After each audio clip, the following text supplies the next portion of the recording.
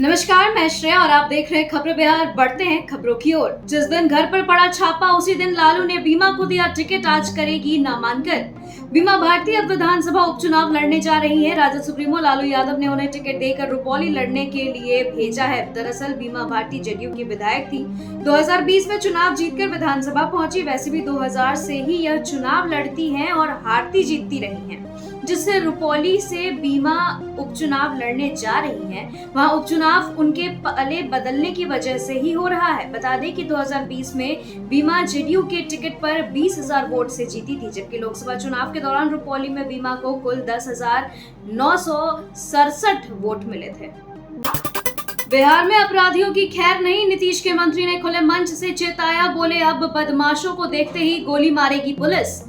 बढ़ते अपराध और अपराधियों पर अंकुश लगाने के लिए बिहार की डबल इंजन सरकार ने सख्त फैसला ले लिया है। सरकार के इस फैसले के बाद अब बिहार में हथियार लहराने वाले अपराधियों की खैर नहीं है। कालाधर मंडल के नामांकन के मौके पर आयोजित सभा में संबोधित करते हुए बिहार सरकार के राजस्व भूमि सुधार मंत्री दिलीप जायसवाल ने खुले मंच से बड़ा ऐलान कर दिया है। बता दें कि जायसवाल ने कहा है कि बिहार सरकार ने एक एसआईटी का गठन किया है, जिसमें पुलिस को ऐसे अपराधियों को गोली मारने का आदेश है जो अवैध राइफल या गोली लेकर चलते हैं।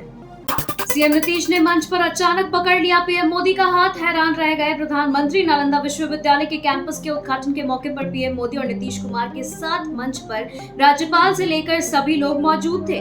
इसी दौरान मुख्यमंत्री ने प्रधानमंत्री का हाथ पकड़ लिया और उनसे कुछ पूछने लगे। नीतीश के अचानक हाथ पकड़ने के बाद प्रधानमंत्री भी हैरान रह गए और मुस्कुराकर उनकी बात का जवाब दे दिया। इस दौरान पीएम मोदी की सुरक्षा में तैनात एसपीजी के जवान भी हैरानी से मुख्यमंत्री की तरफ देखते रह गए।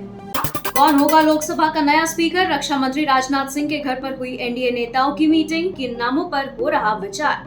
सूत्र बता रहे हैं कि बीजेपी ने सहयोगियों से सुझाव भी मांगे हैं। यह भी कहा जा रहा है कि सहयोगियों ने फैसला बीजेपी पर ही छोड़ दिया है। वहीं इस बारे में फैसला करेगी और रक्षा मंत्री के घर पर हुई इस बैठक में केंद्रीय मंत्री पीयूष गोयल, भूपेंद्र यादव, मनोहर लाल, धर्मेंद्र प्रधान, किरेन रिजिजू और एस जयशंकर, वीरेंद्र कुमार और अन्नपूर्णा देवी शामिल हुए थे। जेडीयू के राजीव रंजन सिंह उर्फ ललन सिंह और लोक जनशक्ति पार्टी के चिराग पासवान सहित एनडीए के भी कई बड़े नेता मौजूद रहे। अभी जेल में ही रहेंगे CM Kejriwal. Rouse Avenue court ने न्यायिक हिरासत बढ़ाई। शराब नीति घोटाले में मनी लॉन्ड्रिंग केस में तिहाड़ जेल में बंद दिल्ली के मुख्यमंत्री अरविंद केजरीवाल को अभी जेल में ही रहना होगा। दिल्ली के राउज एवेन्यू कोर्ट ने सीएम केजरीवाल को राहत देने से इनकार करते हुए उनकी न्यायिक हिरासत को बढ़ा दिया है। बता दें कि कोर्ट ने केजरीवाल को अभी न्यायिक हिरासत में ही रखने का फैसला सुनाया है।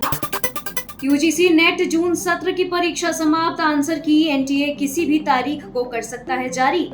विश्वविद्यालय अनुदान आयोग यानी यूजीसी की तरफ से राष्ट्रीय परीक्षा एजेंसी एनटीए द्वारा राष्ट्रीय पात्रता परीक्षा के जून 2024 सत्र का आयोजन मंगलवार 18 जून को करने के बाद अब इस परीक्षा में पूछे गए प्रश्नों की अनौपचारिक उत्तर कुंजियां जो है वो जारी की जाएगी। इसके साथ ही सम्मिलित उम्मीदवारों के मार्क किए गए उत्तरों की रिस्पॉन्स शीट और क्वेश्चन पेपर भी जारी होंगे। इस परीक्षा के पोर्टल यानी कि ugcnet.nta.ac.in पर प्रकाशित होने वाली सूचनाओं पर नजर रखें। उत्तर प्रदेश में होम्योपैथिक फार्मासिस्ट के 397 रिक्त पदों के लिए आवेदन आज से 19 जुलाई तक भर सकेंगे फॉर्म। उत्तर प्रदेश अधीनस्थ सेवा चयन आयोग की ओर से होम्योपैथिक फार्मासिस्ट भर्ती के लिए आवेदन प्रक्रिया आज यानी 20 जून से शुरू कर दी जाएगी। जो भी अभ्यर्थी इस भर्ती के लिए पात्रता पूरी करते हैं वे ऑनलाइन माध्यम से आवेदन प्रक्रिया पूर्ण कर सकेंगे। आवेदन पत्र भरने के साथ ही सभी श्रेणियों के उम्मीदवारों को 25 रुपए का शुल्क जमा करना होगा और कल से यूपीएसएसएससी के ऑफिशियल वेबसाइट यानी upsssc.gov.in पर जाकर ऑनलाइन माध्यम से आप फॉर्म भर सकेंगे। ऑर्डिनेंस फैक्ट्री देहू रोड में डेंजर बिल्डिंग वर्कर्स के पदों पर हो रही भर्ती ऑफलाइन कर सकते हैं आवेदन। ऑर्डिनेंस फैक्ट्री देहू रोड में डेंजर बिल्डिंग वर्कर्स के कुल 201 रिक्त पदों को भरने के लिए भर्ती निकाली गई है। जो भी अभ्यर्थी संबंधित ट्रेड से आईटीआई उत्तीर्ण है वे इस भर्ती में शामिल होने के लिए ऑफलाइन माध्यम से एप्लीकेशन फॉर्म निर्धारित पते पर भेज सकते हैं। इस भर्ती में चयनित होने वाले उम्मीदवारों को 19,900 रुपए प्लस डीए प्रदान किया जाएगा। इस भर्ती के लिए अभ्यर्थी आवेदन पत्र अपने ऑफिशियल वेबसाइट यानी munitionsindia.in/career पे जा करके डाउनलोड कर सकते हैं। नीट पेपर लीक मामले में ईओयू की नोटिस के बाद भी नहीं पहुंचे आरोपी, सुप्रीम कोर्ट में दाखिल होगा एफिडेविट। नीट पेपर लीक मामले में नोटिस के बाद भी 9 आरोपी पूछताछ के लिए ईओयू ऑफिस नहीं पहुंचे हैं। ईओयू ने सॉल्वर गिरोह के पास मिले रोल कोड के आधार पर 9 परीक्षार्थियों को नोटिस जारी कर पूछताछ के लिए बुलाया था। बता दें कि परीक्षार्थियों के साथ उनके अभिभावकों को भी बुलाया गया था, मगर देर शाम तक कोई भी व्यक्ति नहीं पहुंचा। पुलिस सूत्रों के अनुसार ईओयू की दी गई 2 सदस्यीय टीम मंगलवार को नई दिल्ली के लिए रवाना हो गई है, जिसमें डीएसपी और इंस्पेक्टर रैंक के पदाधिकारी शामिल हैं। यादव और मुसलमान पर बयान देने वाले देवेश चंद्र ठाकुर पर भड़के पूर्व सांसद, कहा अपराधी की भाषा बोलने वाले व्यक्ति को जेल भेज देना चाहिए। यादव और मुसलमान पर बयान देने वाले सीतामढ़ी के जेडीयू सांसद देवेश चंद्र ठाकुर पर पूर्व सांसद व राजद नेता अर्जुन राय भड़क चुके हैं, जहां पे उन्होंने कहा है कि अपराधियों की भाषा का प्रयोग देवेश चंद्र ठाकुर ने किया है। ऐसी व्यक्ति का असली ठिकाना जेल में है। इन्हें गिरफ्तार कर जेल भेज देना चाहिए, साथ ही इनकी सदस्यता भी खत्म कर देनी चाहिए। देवेश चंद्र ठाकुर पहले भी क्षेत्र के लिए काम नहीं किए हैं और अब 75 साल की उम्र में क्या खाक काम करेंगे। जनता के लिए काम करने की जगह वो खास समाज को गाली दे रहे हैं। देवेश चंद्र ठाकुर के पक्ष में उतरे गिरिराज सिंह, कहा मस्जिद और मदरसे बो रहे हैं समाज में जहर। सीतामढ़ी के सांसद देवेश चंद्र ठाकुर ने सार्वजनिक रूप से यह कह दिया कि यादव और मुसलमान का व्यक्तिगत काम वो नहीं करेंगे। यदि कोई सार्वजनिक काम होगा और कहा जाएगा तो करेंगे। यादव और मुसलमान लोकसभा चुनाव में उनको 4 आना भी वोट नहीं दिए हैं। इनके इस बयान के पक्ष में बेगूसराय के बीजेपी सांसद व केंद्रीय मंत्री गिरिराज सिंह अब उतर आए हैं। उनका कहना है कि मस्जिद और मदरसे समाज में सिर्फ और सिर्फ जहर हो रहे हैं। अररिया में पुल गिरने पर केंद्र ने बिहार सरकार को घेरा। नितिन गडकरी ने कहा, हमारा इस पुल से कोई लेना देना नहीं। बिहार के अररिया में पूरी तरीके से बनकर तैयार पुल उद्घाटन से पहले ही ढह गया है। इसके बाद सरकार की खासी फजीहत हो रही है। सोशल मीडिया पर कई लोगों ने इसके लिए केंद्र सरकार को जिम्मेवार बताया है। अब केंद्रीय सड़क परिवहन मंत्री नितिन गडकरी की सफाई आई है। नितिन गडकरी ने सोशल मीडिया प्लेटफॉर्म एक्स पर लिखा है कि बिहार के अररिया में दुर्घटनाग्रस्त पुलिया का निर्माण केंद्रीय सड़क परिवहन मंत्रालय के अंतर्गत नहीं हुआ है। बिहार सरकार के ग्रामीण विकास मंत्रालय के अंतर्गत इसका काम चल रहा था। रुपौली सीट से टिकट के लिए लालू के पैरों में गिर पड़ी बीमा भारती। लोकसभा चुनाव में आरजेडी की भद्द पिटवा चुकी पूर्व मंत्री बीमा भारती आज लालू प्रसाद यादव के पैरों में जाकर बैठ गई हैं। बता दें कि बीमा भारती रुपौली विधानसभा में हो रहे उपचुनाव में अपने पति अवधेश मंडल के लिए टिकट मांग रही थी। लालू परिवार में इससे लेकर विवाद था, लेकिन बीमा भारती ने लालू यादव का पैर पकड़ा और फिर टिकट का मामला सुलझ गया है और बीमा भारती को रुपौली विधानसभा से टिकट मिल चुका है। भाजपा नेताओं को बीजेपी कार्यकर्ताओं ने घेरा, अनदेखी करने का लगाया आरोप। लोकसभा चुनाव के बाद पश्चिम बंगाल में हिंसा की कई घटनाएं हुई हैं। कुछ बिहार, दक्षिण 24 परगना समेत कई जिलों में हिंसक घटनाएं हुई। इसी का जायजा लेने पहुंचे भाजपा नेता रविशंकर प्रसाद, विप्लव देव, राज्यसभा सांसद ब्रिजलाल और कविता पाटीदार को उनके ही कार्यकर्ताओं ने घेर लिया और अनदेखी करने का आरोप लगाने लगे। इस दौरान इन्हें अपने ही कार्यकर्ताओं का विरोध झेलना पड़ा है। सीआरपीएफ कैंप में तैनात सैप जवान की संदिग्ध मौत, दम घुटने से जान जाने की आशंका। सैफ जवान अजय शाह की तबीयत मंगलवार की देर रात अचानक बिगड़ गई थी। तबीयत बिगड़ने के बाद सीआरपीएफ कैंप में पुलिस जवानों के द्वारा उसे इलाज के लिए सोनो रेफरल अस्पताल में लाया गया, जहां डॉक्टर ने जांच के बाद उसे मृत घोषित कर दिया। मृतक जवान छपरा जिले का रहने वाला थे और वर्तमान में न्यू तराचक दानापुर में अपने परिवार के साथ रहते थे। नीतीश कैबिनेट की बैठक आज, कई अहम एजेंडों पर लगेगी मुहर। नौकरी को लेकर बड़ा फैसला ले सकती है डबल इंजन सरकार। मुख्यमंत्री नीतीश कुमार ने आज यानी गुरुवार को कैबिनेट की बैठक बुलाई है। लोकसभा चुनाव के बाद कैबिनेट की दूसरी बैठक में कई अहम प्रस्तावों पर मंत्रिपरिषद की मुहर लगेगी। इस दौरान दोनों डिप्टी सीएम के साथ नीतीश कैबिनेट के सभी मंत्री बैठक में मौजूद रहे। राज्य में होने वाली बम्पर बहाली को लेकर सरकार कोई बड़ा फैसला ले सकती है। बता दें कि इससे पहले 14 जून को हुई कैबिनेट की बैठक में 25 एजेंडों पर मुहर लगी थी।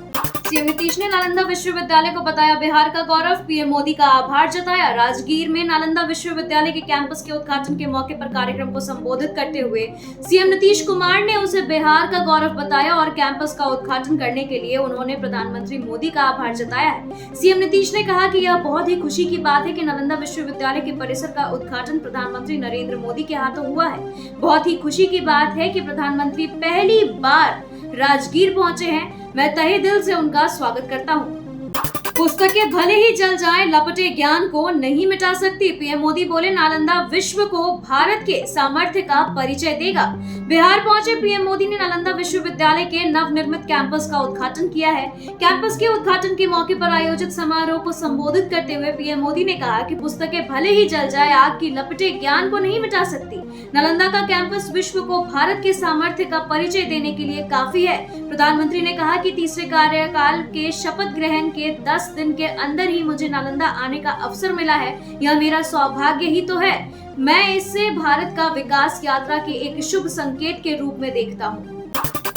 शराब माफिया को अरेस्ट करने पहुंची पुलिस टीम पर जानलेवा हमला, 5 पुलिसकर्मी जख्मी, वाहन क्षतिग्रस्त। बिहार के अपराधियों का तांडव लगातार जारी है। राज्य के अंदर शराब माफिया सरेआम पुलिस प्रशासन पर हमला कर रहे हैं। इसी कड़ी में अब एक ताजा मामला बांका से निकलकर सामने आ रहा है, जहां पुलिस टीम पर शराब माफियाओं का हमला हुआ है। बता दें कि इसमें 5 पुलिसकर्मी जख्मी हो गए हैं और वाहन क्षतिग्रस्त हो चुका है। फुलीडुमर थाना क्षेत्र में छापेमारी करने गई उत्पाद विभाग की टीम पर देर रात शराब माफियाओं ने ईंट पत्थर से जमकर हमला किया है।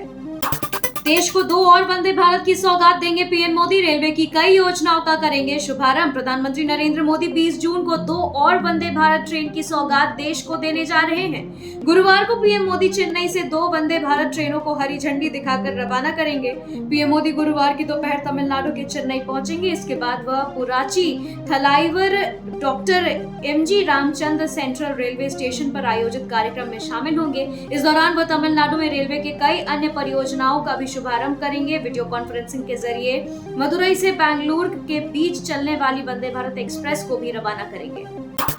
पीएम मोदी ने जारी की किसान सम्मान निधि की 17वीं किस्त, खाते में आने लगे खटाखट 2-2000। वाराणसी में किसान सम्मेलन को संबोधित करते हुए प्रधानमंत्री नरेंद्र मोदी ने कहा कि देश भर के करोड़ों किसानों के खाते में पीएम किसान सम्मान निधि की 20,000 करोड़ रुपए पहुंच गए हैं। आज 3 करोड़ बहनों को लखपति बनाने की तरफ भी बहुत बड़ा कदम उठाया गया है। कृषि सखी के रूप में बहनों की नई भूमिका उन्हें सम्मान और आय के नए साधन दोनों सुनिश्चित करेगी।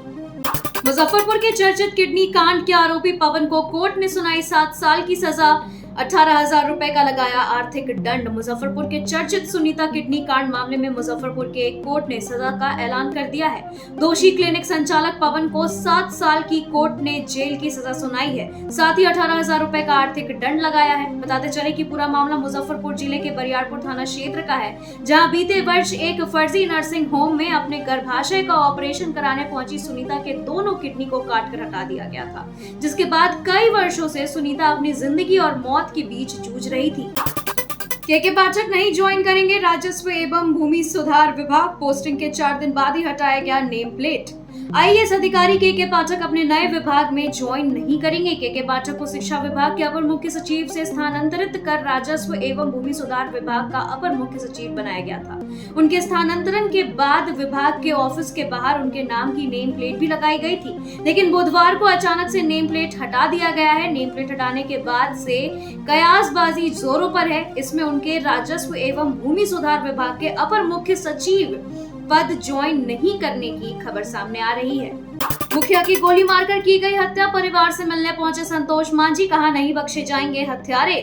हम पार्टी के राष्ट्रीय अध्यक्ष संतोष कुमार सुमन बिहार के नवादा पहुंचे, जहां मुखिया हत्याकांड में दोषियों पर कार्रवाई करने की बात कही है। बुधवार को सर्किट हाउस में प्रेस वार्ता किया और फिर बकरी बरावा प्रखंड के बुधौली गांव पहुंचे, जहां मृतक मुखिया पप्पू मांझी के परिवार से मुलाकात की है, जहां परिवार के लोगों ने 5 अपराधियों के खिलाफ राष्ट्रीय अध्यक्ष को पूरी जानकारी दी, जहां मंत्री ने आश्वासन दिया है कि दोषियों पर कार्रवाई सुनिश्चित की जाएगी। कंचनजंगा एक्सप्रेस हादसे में गार्ड आशीष ने बेटी के साथ मनाया आखिरी फादर्स डे, सेलिब्रेशन के लिए बदलवाई थी ड्यूटी, हादसे में हुई मौत। सोमवार को बंगाल में बड़ा रेल हादसा हुआ है। इस हादसे में करीब 10 लोगों की मौत हो गई, वहीं कई लोग घायल हो गए हैं। मृतकों में कंचनजंगा एक्सप्रेस के गार्ड आशीष डे भी शामिल है। आशीष डे की मौत रेल हादसे में हुई है, लेकिन आशीष की कहानी दिल को झकझोर देने वाली है। कहा जाता है कि होनी को कौन टाल सकता है, जब जिसको इस दुनिया से जाना होगा वो चला ही जाएगा। आशीष की कहानी भी कुछ ऐसी ही है। आशीष की ड्यूटी 16 जून को किसी अन्य ट्रेन पर थी, लेकिन उन्होंने फादर्स डे के दिन अपनी बेटी के साथ समय बिताने के लिए अपना ड्यूटी रोस्टर चेंज करवाया था। खबरों के सिलसिलों में फिलहाल इतना ही। बने रहे खबरें बिहार के साथ। नमस्कार।